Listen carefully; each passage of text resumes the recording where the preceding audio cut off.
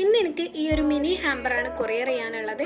So ഇതിലെന്താ ഉള്ളതെന്ന് ഞാൻ കാണിച്ചു തരാം. ഇതിലൊരു പോളറോയിഡ് റിംഗ് ആൽബം പിന്നെ ഒരു ബർത്ത്ഡേ വിഷ് എഴുതിയിട്ടുള്ള കാർഡും കൂടെ സ്റ്റിക്ക് ചെയ്തിട്ടുണ്ട്. അപ്പോൾ ആദ്യം ഞാൻ ഈ ഒരു ബോക്സ് ഒരു ഗിഫ്റ്റ് റാപ്പർ യൂസ് ചെയ്തിട്ട് ഒന്ന് റാപ്പ് ചെയ്ത് കൊടുക്കുന്നുണ്ട്. എന്നിട്ടാണ് കേട്ടോ ബാക്കി കൊറിയർ ചെയ്യാൻ വേണ്ടിയിട്ടുള്ള പാക്കിങ്ങും കാര്യങ്ങളൊക്കെ ചെയ്യുന്നത്.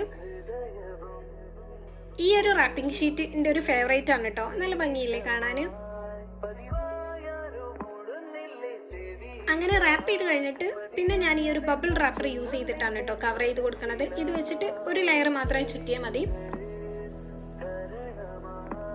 പിന്നെ ഫൈനൽ പാക്കിങ്ങിന് വേണ്ടിയിട്ട് ഈ ഒരു ബ്രൗൺ ഷീറ്റാണ് യൂസ് ചെയ്തിട്ടുള്ളത്.